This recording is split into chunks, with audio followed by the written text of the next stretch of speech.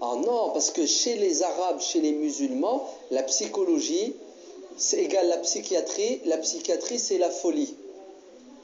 Et les fous, ça n'existe pas chez les musulmans. Chez les musulmans, ils ont une assurance divine. Il n'y a pas de maladie psychiatrique. Ils sont nickel. Ouais. Je vais vous dire quelque chose qui va vous choquer. Accrochez-vous, accrochez-vous. Mettez vos ceintures, on va décoller.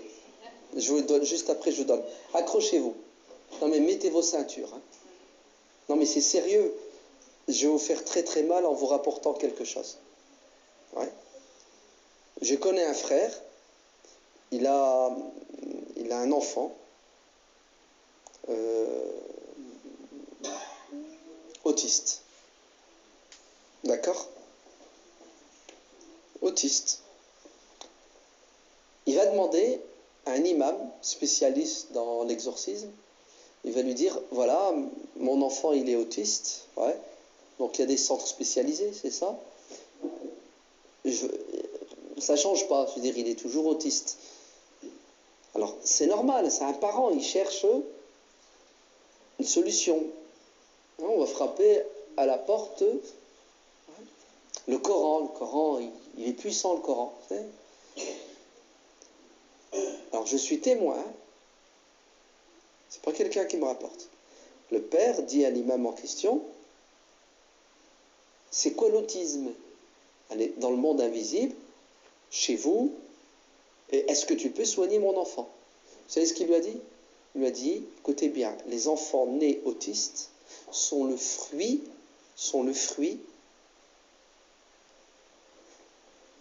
d'un accouplement entre l'humain et le djinn. C'est-à-dire, ton enfant est un hybride, moitié humain, moitié djinn.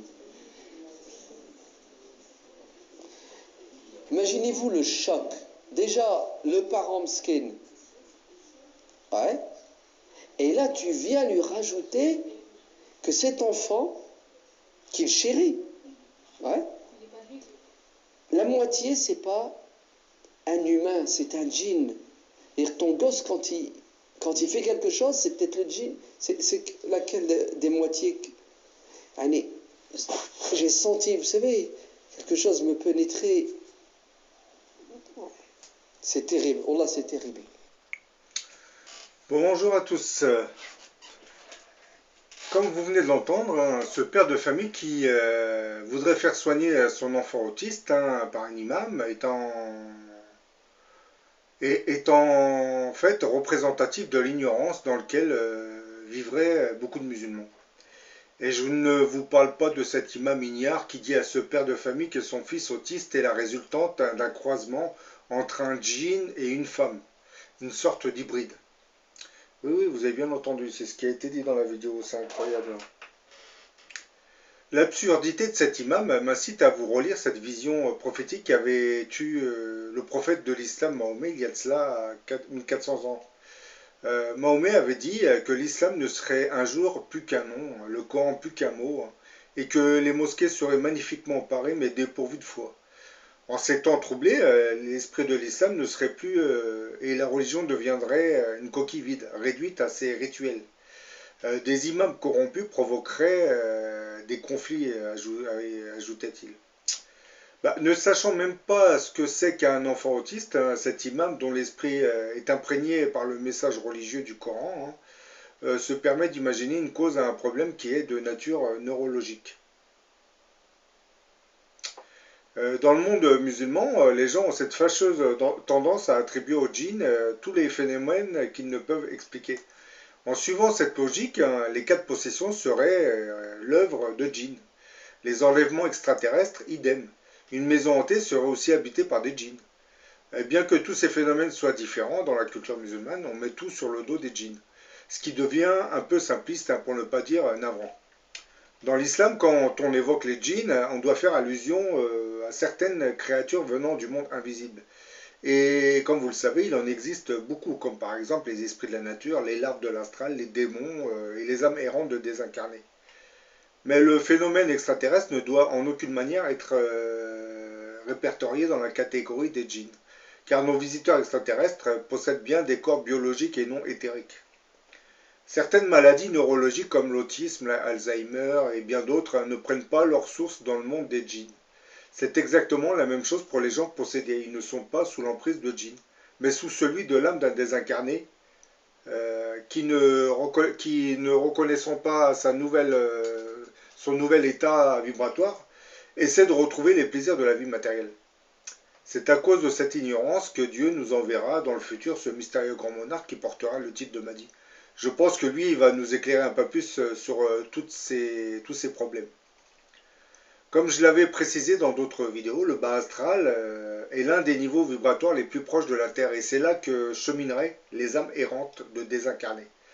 Les différents plans de conscience s'interpénètrent et les plans les plus proches de la Terre formeraient en fait une illusion trompeuse pour beaucoup de ces âmes quand elles le traverseraient. Ainsi que ceux qui n'ont pas vraiment connaissance de ces plans inférieurs de l'astral, mais qui cherchent à s'y aventurer, mais assez dangereusement. Lorsqu'une personne meurt, son âme traversera donc ces plans de basse fréquence vibratoire, qui est le bas astral, mais suivant dans quel état de conscience elle se trouvera au moment de sa mort, elle pourra alors lui être très difficile de se dégager de ces plans-là. Elle deviendra alors ce qu'on appelle une âme errante. Beaucoup de ces fantômes auront tendance, quand je parle de fantômes, je parle de ces âmes errantes, auront tendance à revivre le moment de leur mort, surtout lors de morts violentes, comme par exemple celui d'accidents de voiture. Leurs âmes fantomatiques ont tendance à errer souvent sur le bord des routes, non loin de l'accident qui avait plongé leur âme dans cette dimension de l'astral. On peut aussi préciser qu'il existerait beaucoup d'âmes qui ne savent pas qu'elles ont quitté leur corps physique, qui ne savent pas qu'elles sont mortes, d'autres qui veulent rester attachées à quelque chose ou à quelqu'un, des âmes qui refusent de partir, des âmes qui sont appelées par le spiritisme et qui s'égarent à cause de ça. Toutes ces âmes qui errent dans le bas astral sont en fait en grande souffrance et dans les cas de mort brutale ou pendant le sommeil, quand on n'a pas pu réaliser ce qui se passait, l'âme n'a pas eu le temps de prendre conscience de son passage dans l'autre monde et restera bloquée dans le moment qui précédera sa mort. Comme cette âme ne sait pas qu'elle est morte, alors elle se mettra à errer dans le bas astral qui interpénètre notre plan terrestre. Et si par exemple une personne meurt en dormant, quand elle ne se sera pas rendue compte qu'elle a changé de fréquence vibratoire, surtout de dimension, elle cherchera alors à se réveiller et prendra pour un rêve ce qui se présentera à elle. Y compris tous ceux qui viendront l'aider, surtout les guides. Car eux, ils viennent toujours et vont donc devoir attendre le changement de conscience de cette âme qu'ils veulent aider. Mais bon, comme cette âme croit qu'elle est toujours dans sa rêve, elle ne voudra pas vraiment les écouter parce qu'elle pense qu'elle est dans un rêve. Et donc elle va continuer à errer dans le bas astral.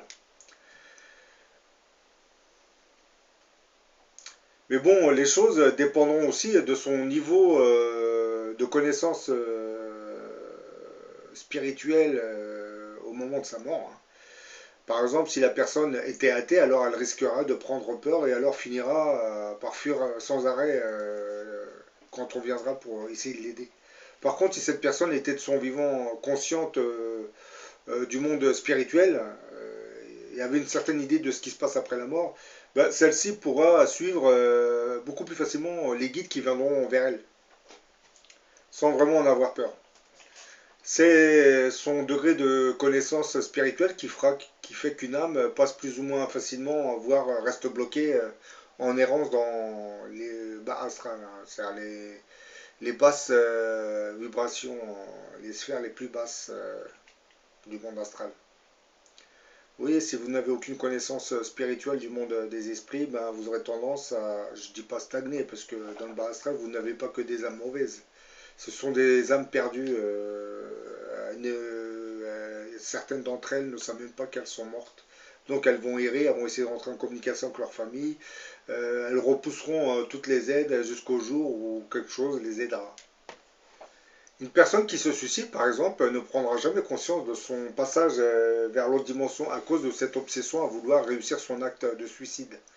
Et une fois morte, l'âme de cette personne va continuer à être obsédée par la réussite de son suicide, parce qu'elle ne se sera pas rendue compte de son changement d'état vibratoire. Alors si jamais cette âme du suicidaire finit par posséder le corps d'un mortel, bah, elle le poussera malgré lui à répéter son geste suicidaire, hein, celui sur lequel elle portait toute son attention avant sa désincarnation. Bah, il existe donc plusieurs types d'âmes errantes, hein, et ce qui les distingue, c'est l'état d'être dans lequel elles se trouvaient au moment de leur mort, hein, et ce qu'elles croyaient de leur vivant. C'est-à-dire ceux qui avaient des connaissances spirituelles du monde invisible pourront évoluer beaucoup plus facilement dans cette nouvelle dimension. Par contre, ceux qui ne connaissaient pas grand-chose, juste à cause de la peur, ils auront tendance à stagner dans ce bar astral. Parce que la peur, même si elles ne sont pas méchantes, juste cette peur va ralentir les vibrations de leur âme et elle va les maintenir dans le bar astral, dans la sphère qui interpénètre notre planète. Donc il faut quand même savoir que ce ne sont pas des âmes vilaines, hein, mais c'est la peur. Parce que, vous avez aussi des âmes vilaines, hein, parce que dans le bas astral, vous retrouvez tout ce que l'humanité a connu comme criminel, hein. Tous les plus grands criminels se retrouvent en règle générale dans le bas astral, hein, parce que la fréquence de leur âme est tellement, surtout la fréquence vibratoire est tellement basse que voilà, ils stagnent dans les premières sphères. Surtout la première sphère surtout, hein. Parce que plus la fréquence vibratoire est accélérée, et plus vous montez les sphères. Comme je l'ai dit dans d'autres vidéos, elles sont au nombre de 7, hein. Les sphères, ce sont des plans astraux sur lesquels vous trouvez des paysages, des montagnes, des bâtiments, hein. Pour une âme, voilà, c'est comme un monde matériel, hein, mais d'une nature éthérique et spirituelle. Néanmoins, comme dans le cas des âmes prises au piège de cette zone dite du bas astral, hein, elles sont tellement sous l'emprise de l'illusion de la réalité de leur précédente vie, hein, physique, qu'elles ont du mal à effectuer le passage dans l'après-vie, surtout dans cette nouvelle dimension. Et elles resteront dans ce monde intermédiaire pendant un certain temps, hein. Ce sont les âmes fantomatiques, hein, qui hantent leurs anciens lieux de séjour, hein, sans jamais trouver comment s'extirper de ce brouillard, hein, et des souvenirs matériels qui les retiennent surtout. Bah, les médiums expérimentés qui sont en mesure de percevoir ce genre d'âme, de désincarner, peuvent souvent créer et maintenir un champ vibratoire assez puissant pour que durant un bref instant, hein, suffisamment de lumière se présente et forme une sorte de tunnel par lequel ces âmes privées de lumière, hein, arrivent à s'échapper.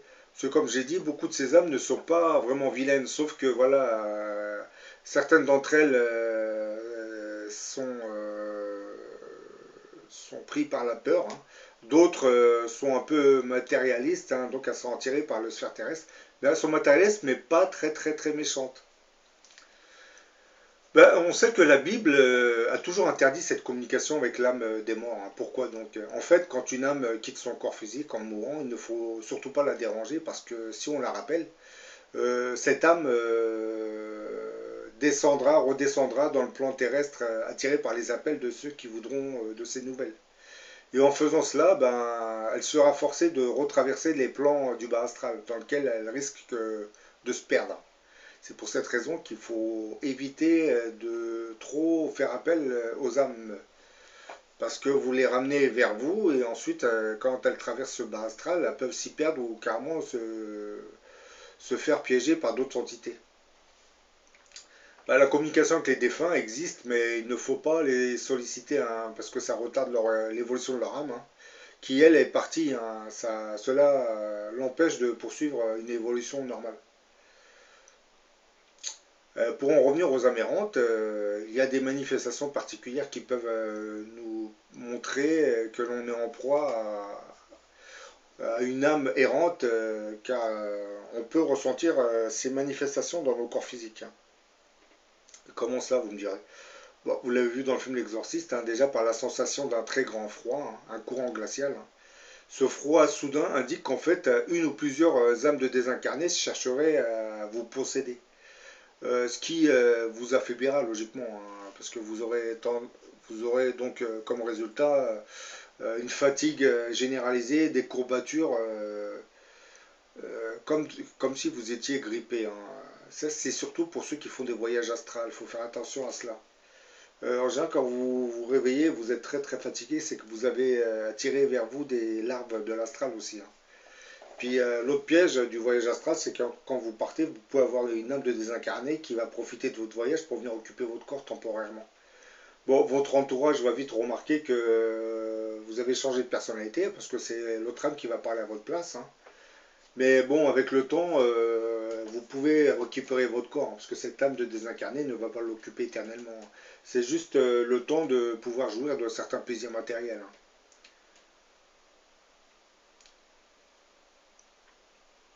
Bah, beaucoup de personnes n'ayant pas reçu d'éducation spirituelle ou n'ayant pas acquis de connaissances spirituelles ne savent même pas qu'elles doivent, après leur mort, monter vers les autres sphères. C'est pour cette raison que nous avons des passeurs d'âmes, hein, parce que ces âmes elles ne sont pas vilaines, mais comme elles ne savent rien du monde spirituel, elles ont tendance à stagner dans le bas astral, surtout pour beaucoup d'entre eux, dans leur vieille maison, leur vieux château, leur vieux manoir. C'est ce qu'on appelle les fantômes. Beaucoup de ces fantômes, ce sont que des âmes de désincarnés qui ne veulent pas monter vers la lumière et rester là où elles sont. Parce que beaucoup d'entre eux ne savent pas qu'elles sont décédées. Bien entendu, avec le temps, ils vont se douter qu'en face d'eux, on ne les voit pas, hein. Bah, déboussolés par la perte de leur corps physique, hein, un corps qui représentait pour eux la seule réalité physique connue, hein. Toutes ces âmes ne comprennent pas qu'elles sont en fait dans une autre dimension et se croient prisonnières d'un rêve. Bah, ces âmes désincarnées, décédées, et qui n'ont pas compris qu'elles étaient mortes, hein, essaieront à tout prix de retourner vers le monde matériel, hein. C'est ce que je dis dans beaucoup de mes vidéos, hein. Elles font tout pour capter l'attention des vivants, hein. Mais ceux-ci, à part quelques médiums, hein, ou clairvoyants, ne les voient pas, hein, ils passent à travers elles sans même s'en rendre compte, hein. Oui, ça, vous le voyez, c'est un phénomène qui vous a été diffusé dans le film Ghost. Quand on voit la personne traverser des vivants ou traverser des murs, c'est exactement ce qui se passe pour l'âme des deux incarnés. Mais bon, comme je l'ai déjà dit, une âme ne va pas traverser une porte ou un mur parce que dans son esprit, elle ne peut pas traverser le mur. C'est lorsqu'elle commence à avoir des connaissances, elle va traverser le mur ou la porte. Et elle pourra même j'allais dire, se téléporter, oui. De toute façon, quand on est dans l'autre monde, une âme voyage à la vitesse de la pensée, hein. Par exemple, si vous êtes à Paris, vous pensez à la ville de New York, vous modélisez ça dans votre esprit, vous y serez instantanément. C'est pareil, si vous voulez aller sur la face lunaire, c'est pareil, vous allez vous retrouver sur la face lunaire. Si vous voulez visiter les bases extraterrestres qui sont enfouies à l'intérieur des cratères lunaires, c'est pareil, vous allez vous retrouver dans des sortes de bases. Mais là, il faut faire attention parce que vous avez certaines entités extraterrestres arrivent à voir les âmes. Dans une précédente vidéo, je parlais d'une race d'aliens, hein, qu'on appelle les montres religieuses. Eux, carrément, quand vous allez dans leur monde, ils ont comment dire, une vision qui permet de vous voir. Bah, ce sentiment d'insécurité que vivent les âmes de désincarnés, qui ne peuvent pas communiquer avec leurs proches, va les inquiéter, hein. Et ce sentiment d'être ignoré par les gens de leur entourage va générer une certaine colère qui sera suivie d'une certaine peur, hein. Beaucoup de ces âmes en général ont tendance à développer des poltergeists, c'est-à-dire ils vont exploiter l'éther universel, cette énergie invisible, pour déplacer des objets afin de faire comprendre aux vivants qu'ils sont bien ici.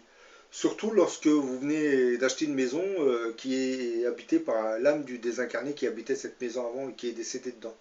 Lui, comme il ne sait pas qu'il est mort, ben, il a tendance à déplacer des objets juste pour vous indiquer que vous n'êtes pas chez vous. Bah, dans ce cas de figure, en général, il faut souvent faire appel à des médiums pour qu'ils communiquent avec cette âme et qu'ils lui demandent de partir vers d'autres sphères. Bah, beaucoup de ces âmes qui stagnent dans leur maison ou qui restent proches de la sphère terrestre, si elles finissent par rencontrer un être psychiquement fragile, hein, bah, finiront par se glisser dans son corps, hein, et à s'exprimer à travers lui, hein. C'est un peu On le voit dans le film L'Exorciste. Hein. Bah, la victime, elle, qui est possédée par une âme de désincarné, subira l'influence de cette âme. Hein. Bah, ce phénomène de possession peut être permanent ou survenir par intermittence. Dans ce dernier cas, la personne possédée explique clairement dans ces moments de lucidité que quelqu'un prend possession de son corps et qu'elle n'est pas responsable de ses actes. Il lui fait dire ou faire des choses qu'elle ne peut absolument pas refuser parce qu'elle est totalement sous l'emprise de l'âme qui occupe son corps. Comme l'entité est souvent la proie d'émotions très intenses, elle va, lorsqu'elle possédera la personne dont elle occupe le corps, crier, insulter, tenir des propos assez violents, hein, parce que n'oublions pas que beaucoup de ces âmes errantes ne savent même pas qu'elles sont dans l'autre monde. Comme elles ont constaté que tout le monde les ignorait, lorsqu'elles occupent un corps, elles vont se mettre à hurler, à vociférer des mots, des propos incompréhensibles pour l'entourage. Hein. Par exemple, vous avez beaucoup de serial killers ou de meurtriers, hein, pour ne pas dire de malades mentaux, hein, parce que vous avez des malades mentaux, disent que ce n'est pas moi qui ai tué, j'ai été pris par une force. C'est une force qui m'a demandé d'agir pour tuer cette personne. C'est pareil dans les hôpitaux psychiatriques. Vous avez certes des gens qui sont malades mentalement parlant, mais vous en avez d'autres qui ne sont pas vraiment malades. Hein. C'est ceux qui font des doublements de personnalité sont possédés par d'autres âmes de désincarnés. Mais comme vous le savez, hein, dans un hôpital psychiatrique à l'esprit cartésien, on ne parle pas de ce monde invisible des esprits. Donc pour eux, la personne est folle. Puisqu'elle s'amuse à parler, du moins à développer deux humeurs différentes. Alors qu'en réalité, c'est parce qu'il y a une âme qui occupe ce corps. Hein. En fait, certaines âmes qui poussent ainsi à la folie, ceux dont elles ont pris possession, certaines d'entre elles, je tiens à préciser, elles ne seraient pas vraiment méchantes, hein, mais elles se trouvent dans un tel état de détresse qu'elles appellent au secours en réalité. Parce que vous avez d'autres âmes, c'est pas la même chose. Hein. Elles sont très très vilaines ces âmes. Hein. C'est les âmes de drogués, de toxicos, de dealers, de criminels, de serial killers, de racistes. Ce genre d'âmes, lorsqu'ils occupent un corps, eh ben, vont pousser la personne à agir selon l'état psychique dans lequel elle se trouvait avant leur décès. Hein. Donc une personne qui n'est pas raciste, peut-être que si elle se fait posséder par l'âme d'un raciste, c'est un exemple, elle aura tendance à tenir des propos xénophobes.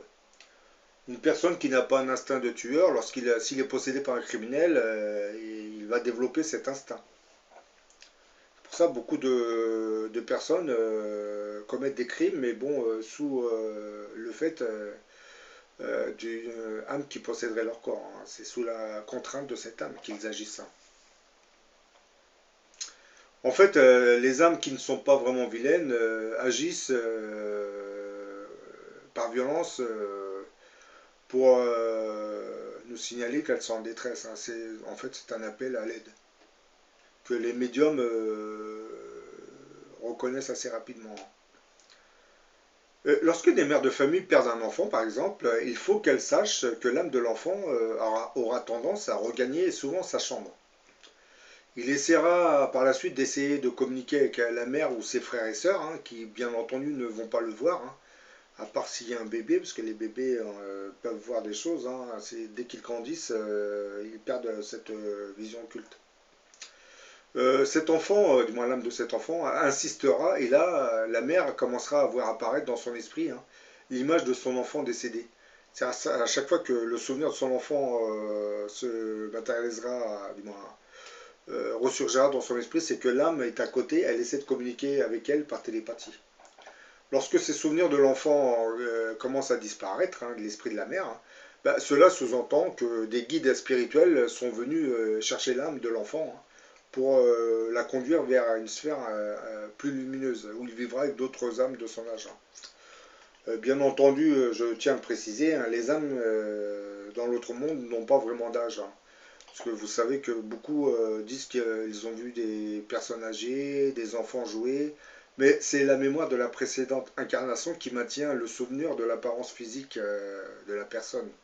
Une fois épuré ou nettoyé de ce souvenir de sa vie précédente, Bah, l'âme d'un enfant ou d'un vieillard ou d'une vieille femme reprendra automatiquement l'apparence d'un jeune de la trentaine, hein, qui aura à peu près l'âge du Christ lorsqu'on l'avait crucifié, hein. Les âmes ont cette apparence en général 30 ans.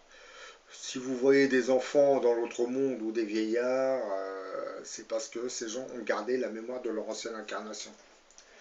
Et bon, lorsqu'ils vont passer dans des sortes d'écoles, comme je vous l'ai dit, hein, dans l'autre monde, vous avez des sortes de bâtiments qui permettent aux âmes d'être soignées, hein, surtout certains. Et d'autres, on leur efface certains aspects de la mémoire de leur vie antérieure pour qu'ils retrouvent une apparence qui a la trentaine.